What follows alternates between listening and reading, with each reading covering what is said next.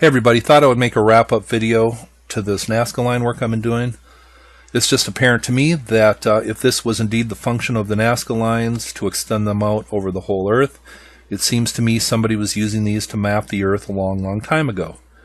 When you take the lines out of Nazca here, this is from my video from a couple days ago, if you take the lines out of Nazca and you extend them around the Earth and they all converge at Angkor Wat, it just looks like a modern-day globe with latitude or longitude lines. That is just what it looks like. That's just common sense.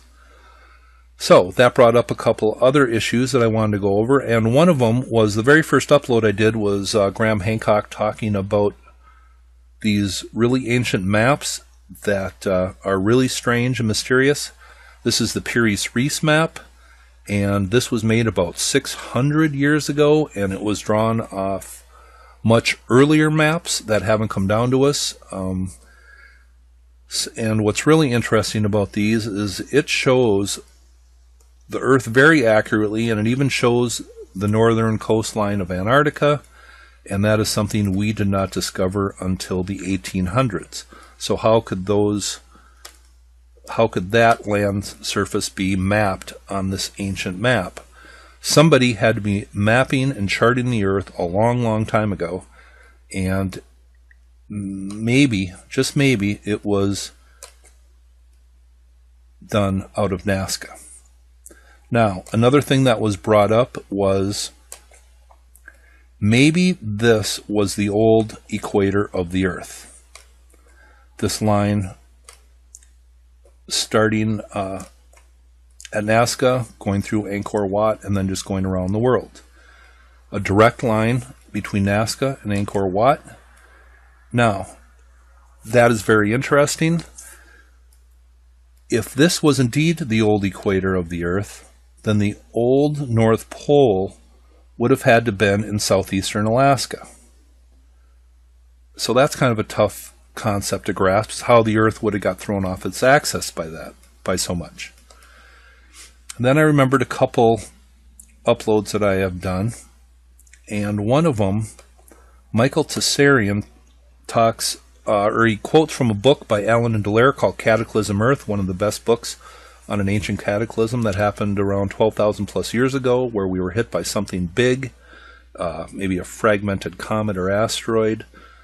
The Clovis people went extinct at this moment. The woolly mammoth and many other species of animals went extinct. We had a mini ice age, and it was just one of many devastating things that happened at the end of the last ice age that I believe was the reasons why we lost this lost civilization.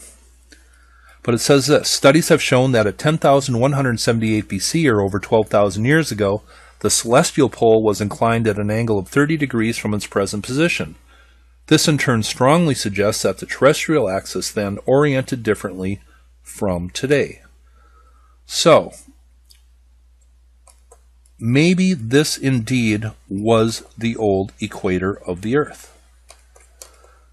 And what we are going to do now is we are going to go on a trip around that proposed ancient equator, and you're going to find it most interesting.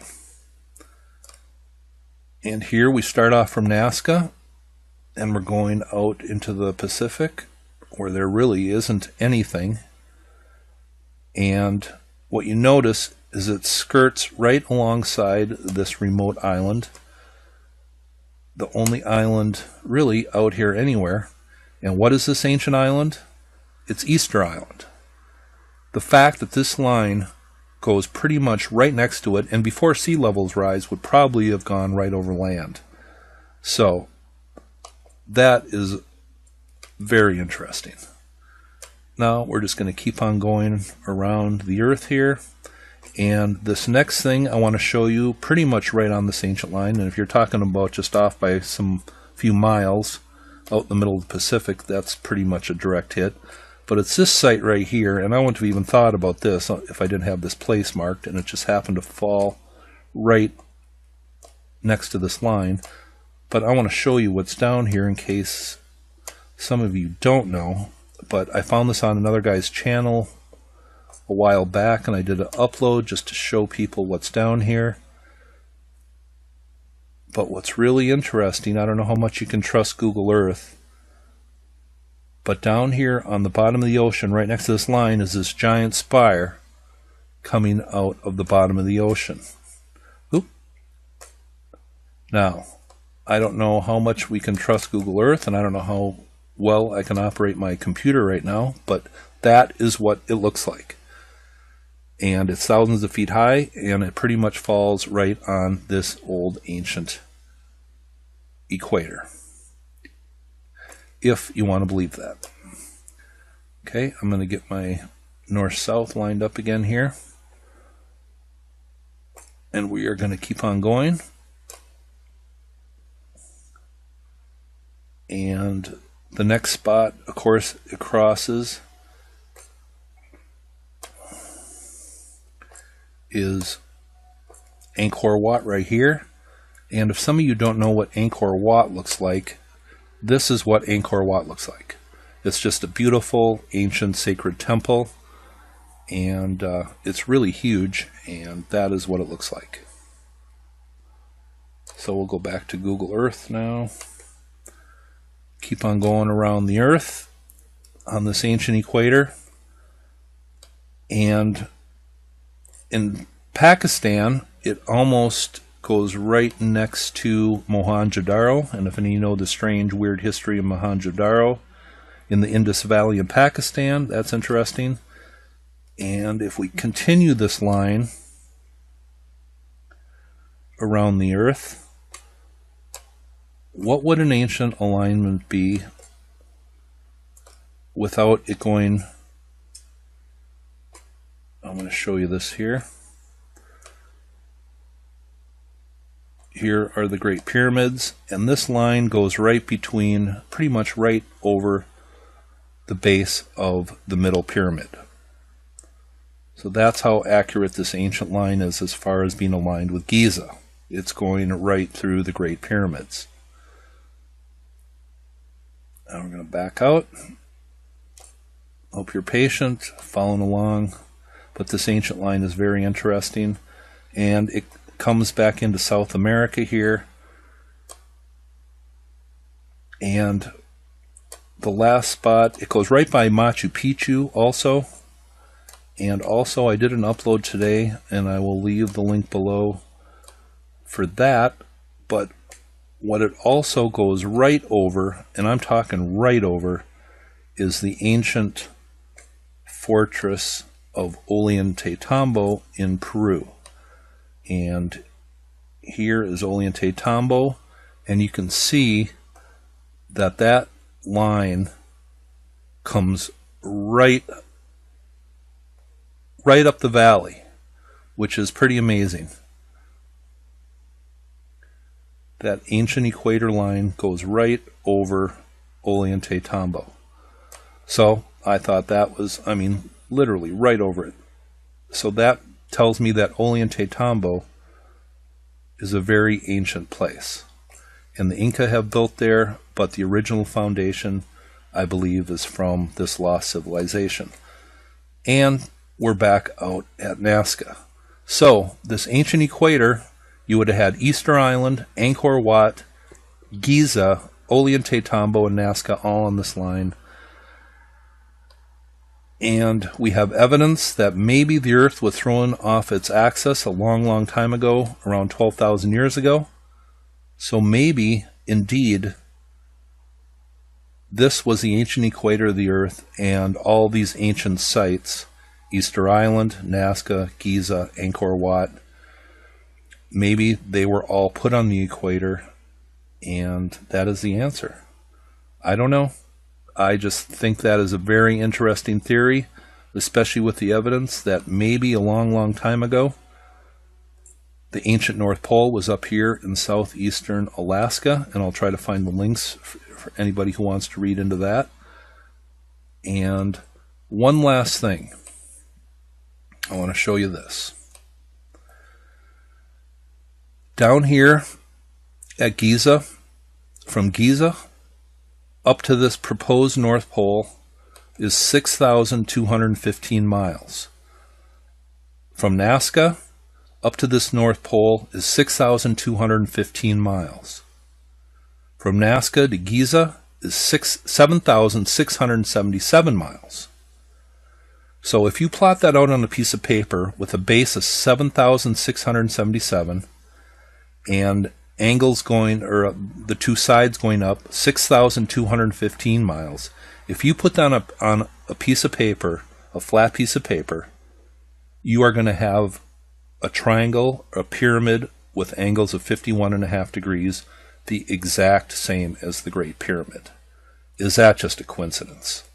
Seems to me ancient sites were marked all around the earth by sacred geometry and other things, and I just find a whole bunch of things very interesting about this Nazca to Angkor Wat line. Maybe it definitely was a possibility that this was the ancient equator of the earth. Hope you thought this was interesting. But for me in the past, I'm a hard and fast skeptic. I have always demanded great proof in my depth of research, especially into the area of major earth changes of a cataclysmic nature. Well, in this waking dream, they showed me the sign of Cape Town, and I thought, my goodness, okay, a road sign, metal sign with the word Cape Town across it in black, white background with a black ring around it, rectangle sign on two metal studs as it would appear on a road. And I thought, okay, what does that have to do? Why am I being shown this? I was thinking to myself as the dream continued to unfold. And just as I thought that, I was zoomed out. So I was looking at about 6 inches beneath the road sign. And I was pulled slowly out farther to be observant of what was going on. And all I could see for miles from 6 inches under the road sign that stated Cape Town was full frozen tundra. Full tundra. Just for miles, no trees, no buildings, no tops. I could even see the wisp of cold wind as it blew the flurries of snow and across the top of what looked like a frozen land. But that was just 6 inches or 8 inches below the Cape Town road sign. Then I was immediately shown the map of Africa, and the northern portion of Africa was toward or aiming toward the right side. Instead of facing our north on the globe, it was now turning toward your right. And the sign or the road, or actually the map of Africa itself, was the little edges were highlighted so you could see the entire outline of Africa. Then the name Antarctica appeared in front of me. Actual letters, Antarctica. And then the image behind it showed of Antarctica itself, as you would see it on a map. And it faded. And then they took me to a pinpoint that would have been Cape Town, South Africa, on the map of Africa. And they took it and they turned it on the globe of the earth and put Cape Town where Antarctica is.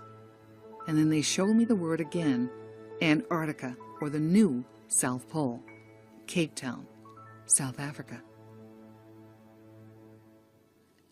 I was shocked at why I was being shown this, and then they immediately took me back to the road sign, where all I could see was the frozen tundra for miles and miles blowing. I could actually hear the winds howl and feel or see the snow blow. And then I heard in a distance, actually audibly, the crunch of feet. As I looked in the distance, there was a figure at a distance, and I could hear the frozen crunch against a booted foot against the snow as it came. And I noticed it looked like I knew it was a man, but all covered, trying to keep warm, in several black flak jackets with hoods, and several of them. Couldn't see the face, but I could see the boots were regulation issue as it got closer to the Cape Town road sign. And it got closer, just walking slowly, and I thought, why are they showing me this? Why am I being shown this information? As he walked closer, the man walked closer to the Cape Town sign. He stood right by the sign, and the top of his boot, which was unopened, flapped open, was above the road sign that said Cape Town. Now, I woke up from that dream and I knew that it was a solid bit of information that had been downloaded from the metaphysical world that I have lived in and studied in. Even though being a hard and fast skeptic, I have been this way with this deep research as well as a psychic nature since childhood. So I like to prove each and every bit of information. And I woke up and I happened to mention to someone that this had just happened, and they really didn't care. They didn't pay attention. That's okay. But it stuck with me. So I immediately went to the internet and I got the latitude and longitude for Cape Town. Since they had just instructed me and shown me with the Africa continent, the continent of Africa actually, going to its right side, I had calculated the longitude and latitude because I knew it was going to go to the right and then slide where we now have Antarctica, and Cape Town would be the new Antarctica. So after I found the latitude and longitude for Cape Town, I calculated on paper easily the opposite latitude and longitude, or the North Pole. We have the South Pole, they just showed me that morning. Now I was calculating the northern portion of that, the absolute opposite coordinate. Now I found it on the map and I thought, well, I need to see a visual. That's interesting, I see where it is. And I found that it was between what is now Russia and the Aleutian Islands off the coast of Alaska. That would be the pinpoint of the new North Pole that they were showing me. Now I did something so I could have it in a practical manner. I went to Amazon and I ordered one of the globe blow-up beach balls. And of course I marked it when I got that beach ball, the new North Pole, and the new Antarctica or South Pole, which was now Cape Town, South Africa. I turned it to its right and then down and slid Cape Town underneath to the pinpoint where we now have Antarctica, as they move the entire globe that way. And I knew that the new North Pole they were showing me would be between Russia and the Aleutian Islands. Now it's interesting because I knew I was given that information, as many have been given information and they either are stopped by the public or stopped by the devices inside self to offer that information in a palatable, practical manner. But you see, since now for more than 30 some years, I have done a deep study of the earth changes that were pretended to happen based on the Mayan calendar way back in 1976. You see, I sought to disprove it back then. And I studied in depth with scientists, the knowledge I could find from scientists, as well as metaphysicians, as well as spiritualists on that topic of what was going to happen to the physical changes on the earth. Well, I correlated and found a ton of information and worked through to find in a discerning manner information that was credible, from credible sources. And still being the hard and fast skeptic, after 5 years of that study, I have followed that study for more than 35 years, just watching in the background. You can't say much to too many people because they don't realize or believe it. But I had studied back in those many years ago that the Earth herself, through scientific discovery, the Earth herself, they had noted had changed the geographic North and South poles 82 times in Earth's history. And they have found that apparently the magnetic poles have changed at least 131 times, north and south. Now, this is essential because as you see all these major changes that we're going through of Earth changes, not just on the news, but if you look in every backyard on the planet, these are not small changes. You don't hear them once every 7 months. You now hear them once every week. Now, I had investigated at that time why these earth changes were happening, because I knew everything on the planet, law of physics, everything on the planet happens threefold: spiritually, mentally, and physically. Now, I knew that these earth changes were bound to happen. I'd found 3 credible sources that I was finding that data, and I saw those changes. I was telling people back in the 80s about the volcanoes that were going to be going off in the United States, and people said, "Oh, you're just so strange. You're so weird." And I was quiet. And then they found news that Mount St. Helens had blown. Now, it's important that you understand this is not to portend disaster. This is telling you to prepare for great change in a practical, calm manner. But prepare not just the change of consciousness that's purported just in new thought. That's part of it. That's only 1/3. The mental component we have is all the unrest at the inequities that we see across the world, not just in one place or another, but with peoples across the world being uncomfortable. That's part of the mental change for growth. No longer will we need to suppress one another, is what that mental change is saying.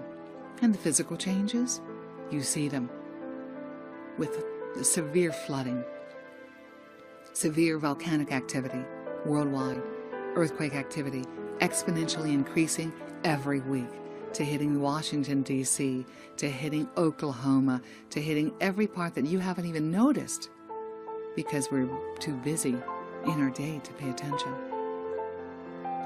So you have to understand, on a metaphysical basis, you must remind yourself you chose to be born at this set time. This is not a mistake. You knew this was to happen. Many souls asked, but the only ones allowed were the ones that had a greater opportunity for purpose. They would help rebuild or make this transition better for all involved. No mistake. And on each soul level is coded where you were meant to be or to go for safety, for preparation, and to rebuild. So it's truly essential at this time to stay calm, to stay in the center of the eye of the storm, so to speak, in your life, and prepare physically, practically for these greater cataclysmic changes that will be happening on the planet rather shortly. 2 cues. The first fracture is the Western fracture. When Mount Vesuvius flows with lava, it gives people on the West Coast, especially Californians, time to exit peaceably, find a new location, home, place, work. After you hear the news of Vesuvius, and then you hear the news that the big one goes off in Hawaii, there is very little time for people on the West Coast to safely prepare without chaos. These are clues that I found following credible sources throughout this time. You must think to yourself, the elite have 129 bunkers around the world already planned and ready for this event. Why haven't they told you and I? These same elite that control the world have pushed the propaganda to the light workers or metaphysicians or metaphysical-minded people to think that this would only be a spiritual change of ascended consciousness. That's part of the change. They want them to think that, so they wouldn't prepare for the rest. They want everybody to think about it at the wrong date of the Mayan calendar, in which Dr. Carl Johann Kalaman, who is an acquaintance, who would also change. It is not going to be December 21st, 2012. The end of the Mayan calendar was actually October 28th, 2011, has already just passed. So it's essential. Remember, these 2 propagandists were so you wouldn't be prepared at that end result. But you must think to yourself, why would they prep and plan and not tell you? 129 bunkers are ready to go. Find more information on my website at inthesecretgarden.com.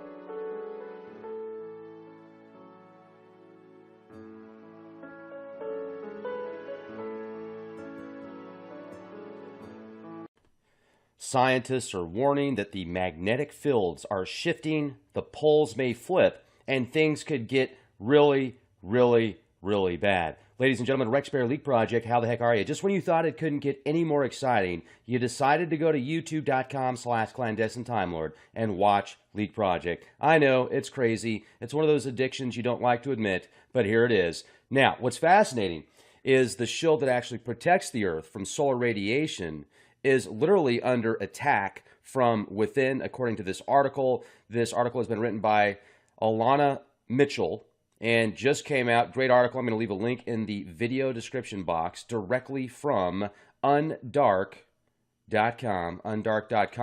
But let me just share this with you real quick. Will you just look at it? What you are looking at right here is an illustration showing the animation of the movement of the North Magnetic Pole at 10-year intervals from 1970 to 2020. Yep, that's right, 50 years, a half century. Now, the red and blue lines indicate declination and the difference between magnetic north and true north depending on where one is standing. Yeah, you have to be standing in a particular location. So if one is standing on the green line, a compass would point to true north. There you have it. Absolutely incredible. So what does that mean? What does it mean? Well, let me just share with you a quick excerpt from this fascinating article.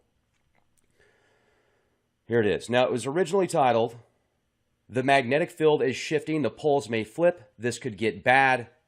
For the past several decades, geophysicists have attempted to answer the question with satellite imagery and math.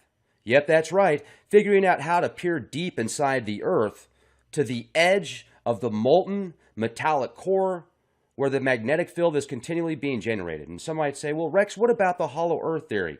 Well, maybe there's compartments inner Earth, but maybe not necessarily the center of the Earth. Maybe it is. Maybe this is all highly concentrated, you know what, swamp gas from Uranus that is reflecting off of the sun simulator that bounces off of the flat Earth that actually creates these magnetic fields to shift. Okay, bad joke. But what they have discovered, literally, after finding out how to peer deep into the Earth with these satellites, according to many researchers and scientists and people at the cutting edge, and they're not even from NASA. How awesome is that? What they have discovered is the dipole, which is the orderly two-pole magnetic field our compasses respond to, is literally under attack from within. Could it be the reptilian shapeshifters from the inner Earth that could be messing with the magnetic fields? Could be, but probably not. Now, the Earth's magnetic field is a protective shield of our planet, keeping dangerous solar and cosmic rays at harm's bay. Yep, as the poles switch places, or attempt to, the shield weakens. Scientists are also estimating that it could waste away to as little as a tenth of its usual force. Now, let's take a time out here. I have been tracking the radiation levels since 2013, since January of 2013. And as I've shared with you many times before, if you're new to the program, the radiation levels have slowly increased about 50% on pretty much a countrywide scale from everywhere I've gone. And it used to be out here, at least in San Antonio. Now, let me take that back. I wasn't tracking all states in 2013. I was tracking some states because I did a lot of traveling, but not all. So I can't say that. What I can say is in San Antonio, the radiation levels used to hang out continuously at 0.07 microsieverts per hour. Nowadays, they're hanging out at 0.1, 0.12, 0.15. I've seen it up to beyond 0.2. Now, that's not an alarmingly high level as far as microsieverts per hour are concerned, but what is alarming to me is the fact that it's slowly increased. And it's increased over 50% over the past 5 years. I also want to give a huge shout out to My Patriot Supply. They're offering Leak Project listeners right now some incredible deals on their website, specifically for Leak Project listeners. Now, if you want to have a little bit of survival insurance or a whole bunch, you can actually get 70 mils, 25-year shelf life, for less than $70. Now, there is a limit to 3 per order, so 210 mils for less than $200. That's less than a peanut butter and jelly sandwich. Hello! So definitely check them out. They've got some great deals on water filtration systems, on organic seeds, on a bunch of stuff that you could put in your survival insurance safety vault. Definitely check it out. Now, quick shameless plug. You'll thank me later. Great deals, though, right? I mean, seriously? 70 mils for less than $70? That's awesome. Just click the link. But the magnetic field as a protective shield. Now, let's talk about the chemtrails for a minute, and the geoengineering and the stratospheric aerosol injections, and how, these international treaties, they're saying, look, we need to keep the temperatures at a specific point. Otherwise, the ice caps and all the ice sheets are going to melt, and the coast is going to disappear. Much of the coast now is going to disappear. Well, then they say, well, we found 91 volcanoes underneath the Antarctic ice sheets and Antarctica.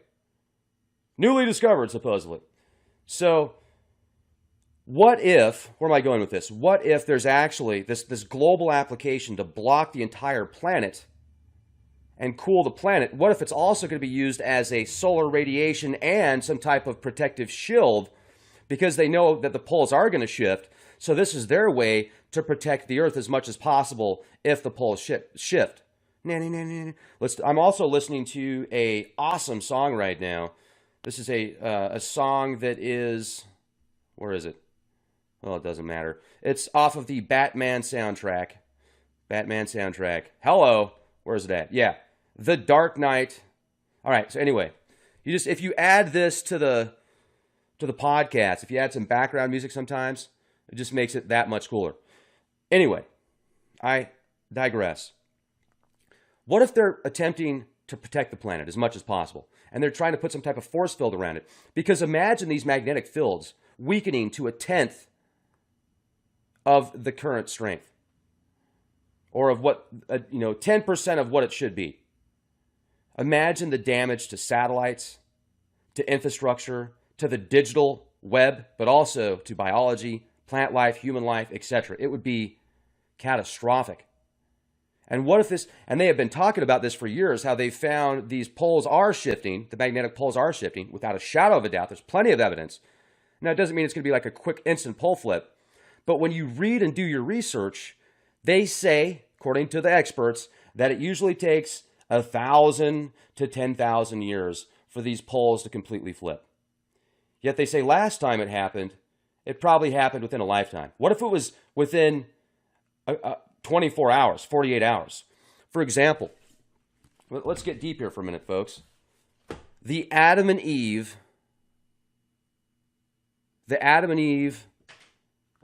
essay by Chan Thomas. This bad boy, if you could even find one, I can't even find them now. They're over $1,500. And good luck finding one that's autographed. This bad boy is autographed. Hello. Check that out. By the man, the legend himself, Chan Thomas. Thank you, sir. May the force be with you. This describes how when the poles shift, how when there is Armageddon and when things get really, really bad, within 24, 48 hours, it wipes out virtually all life on the planet. And then it can take a long time to rebuild. And it describes how it happens is this gray matter releasing from the inner Earth, causing like almost a nuclear explosion inside of the Earth, which causes the poles to, I'm getting a little ahead of myself, the tectonic plates to move, mass tidal waves, earthquakes, volcanoes, complete chaos, complete catastrophe. The question is, what causes that little blip? And archaeologists have uncovered timelines on these global cataclysms. And Chan Thomas has also done that in his essays. And you can pick up a PDF of this at the on certain alphabet agencies' websites. Just go to the vault. You can download it. Just put it in a search engine. You can find it. This guy was onto something.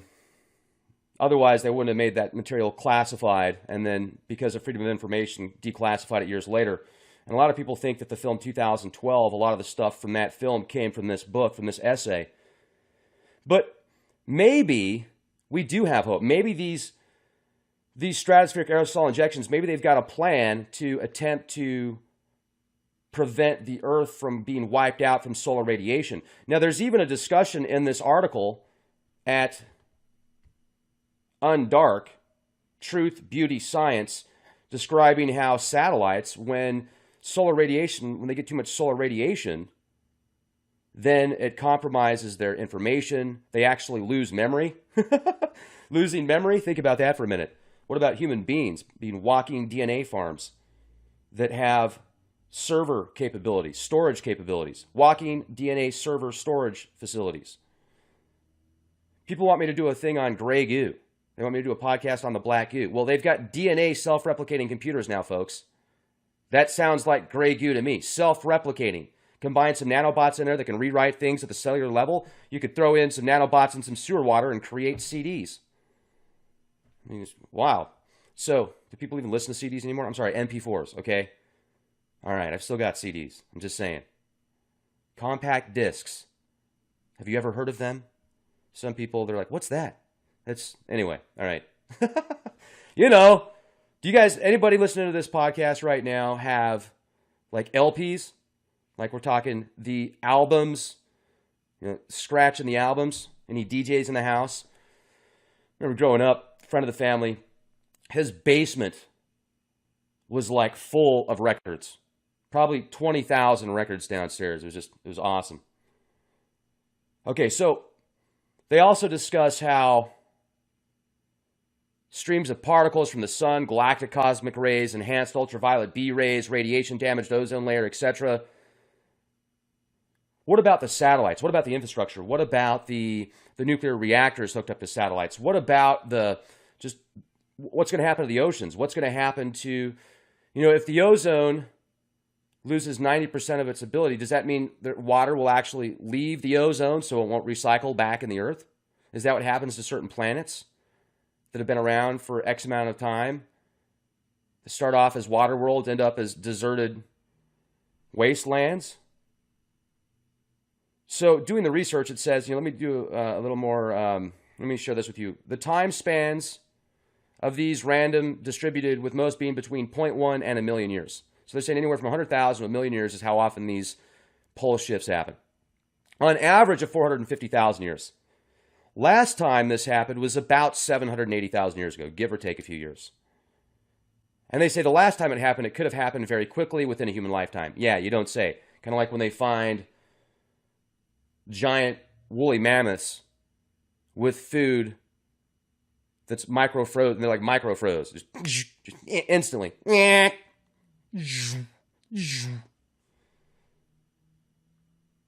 A brief, complete reversal known as the last chimp event occurred only 41,000 years ago during the last glacial period. This only lasted about 440 years. The actual change of polarity lasting 250 years approximately. During this change, the strength of the magnetic field weakened to 5%. Boom. It weakened to 5% of its present strength. So those are called geomagnetic excursions, when they attempt to do a complete shift and it goes back or it doesn't make it. That happened about 40,000 years ago. So chemtrails blocking the sun. Could this be because of this magnetic reversal? Poles flipping hundreds of times in the past. Last time 780,000 years ago. We're way overdue. What does that mean, folks? Well, I say it means buckle up. Enjoy the ride. I wouldn't worry about it. I would certainly be aware of it. I would keep track of, back in 2011, 2010, 2012, there was a lot of this going on. Remember all the birds that were dying? And birds are connected to these geomagnetic fields for, navigation purposes and such.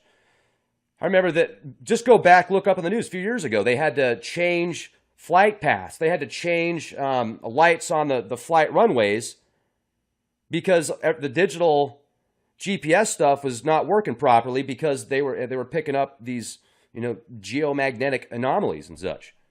And it reminds me of a heartbeat, and it reminds me of how everything is cyclical. And, I get into this, people talk a lot about the flat earth theory. Even creation is cyclical. The point, the cyclical event, everything is cyclical. People talk about how water turns flat. Well, look at water droplets, they're round. I mean, I feel that even the universe is, even though it's infinite, you could probably express it as circular, but dual circular, somewhat like an 8. And then you've got the polarities. Once again, you've got the poles on the planet. You've got just the way that everything works. It's always in motion. It's not stagnant, constantly moving. And the oldest texts known to man that have been translated. And I'm going to share some of this stuff with you guys later today that describe four previous, we're in the 5th generation of humanity on this planet. The original beings were ethereal. It wasn't until level 3, until the 3rd generation, that they actually got physical bodies. And there's a lot that you don't know about, folks. So for those of you that might feel you know, like when you watch some of these films and read about some of the stuff like J.R. Tolkien, The Hobbit, and dragons and goblins and folklore, there's probably a lot more truth to that, especially when you find through the Sumerian mythos, through the Egyptian mythos, even the Greek mythos, the Roman mythos, beings that were half human, half beast. The genetic manipulation that took place thousands of years ago has been discussed through these tablets for thousands of years as well. And these stories predate the tablets themselves. I mean, these stories could go back hundreds of thousands of years. The Sumerian king list goes back over 400,000 years. And why would they be so off on the Sumerian king list timeline when that civilization was so accurate with their records and everything else when it came to numbers and keeping track of things specifically? The DNA, folks, it's the DNA, the manipulation.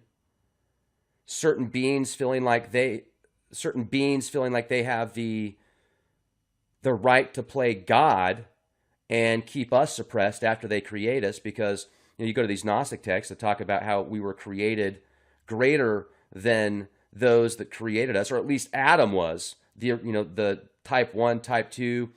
Now I'm going to have to do some research if he was level 1, 2, or 3, Adam. In the Gnostic text, H.P. Blavatsky, Helena Blavatsky, this lady is brilliant. Reading through her work is just incredible. Her vocabulary, the way that she articulates things and describes things so fluently, so poetically, symbolically, with infinite growth for yourself when you read through it. It's fascinating. She has translated these ancient texts and put it in the secret doctrine. Mind-blowing stuff. Spirit-growing stuff. Absolutely.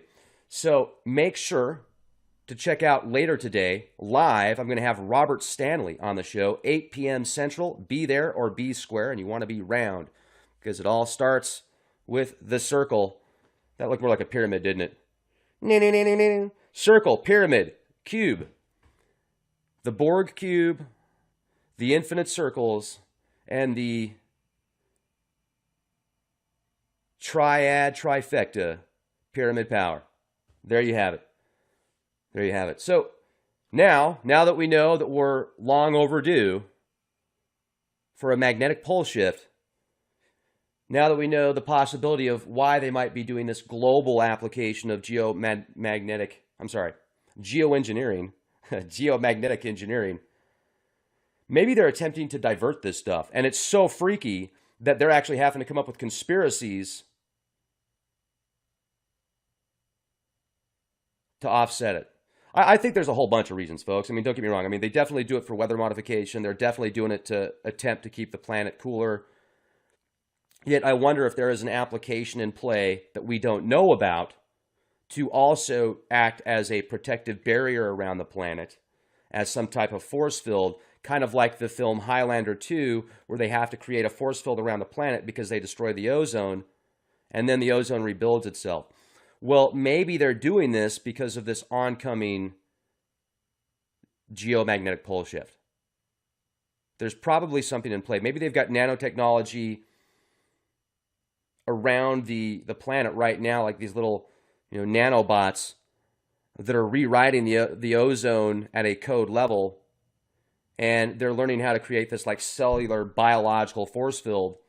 Now the question is, though, if they do that, if there's a force field protective around us and something happens internally, like an internal explosion, like this gray matter still releases or something, maybe there's planets outside that are starting to orbit closer that they're not discussing with us. They're releasing new planets on an almost weekly basis that they find with these telescopes and math they're using, etc. It's not just 10 planets in the solar system with the sun and the moon. They're discovering hundreds of planets that orbit the sun, that are outside of the Kuiper Belt, etc. But how much effect do these planets have when they get closer to ours? and how much effect. Go back to 2011 when they talked about how Venus flipped. Good luck finding that information now. That was all over back in 2011. You could look it up, how Venus actually flipped.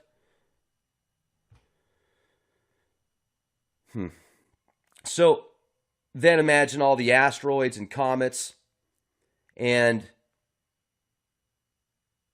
space debris, galactic debris that planets can bring in as well. Swamp gas from Uranus, ladies and gentlemen. Watch out for it. Thank goodness they love us so much. Be excellent to each other. Make sure to subscribe, youtube.com/clandestine Time Lord. Also go to leakproject.com, become a premium member today because it's awesome, because you want to, because you have access to over 1,500 podcasts, downloadable, streamable, ad-free. Listen to them on the way to work. Listen to them out in the desert. And there's over 200 podcasts exclusive to leakproject.com. Also, make sure to support our sponsors. The more you support our sponsors, the more podcasts I can do. And then maybe we can get a mobile studio and I can meet you guys out on the road, and then we can get reporters all around the world to bring information in from their neck of the woods. And then we could have hundreds, if not thousands of people networked and have a really cool media platform on Leak Project to get all this news, information, fringe out to the people if they want to see it. Also, 24-hour a day, 7-day-a-week streaming channel. If we get hundreds or thousands of people independently to share information and knowledge with the Leak Project, then it would be very easy to do a 24-hour a day, 7-day-a-week program, which is so many different topics and so much material, it could definitely take a mind of its own. So there you have it, the wave of the future. Be excellent to each other, like Bill and Ted. Let's save the world by being excellent to each other. Why not? What else are you going to do? Be the change you want to see.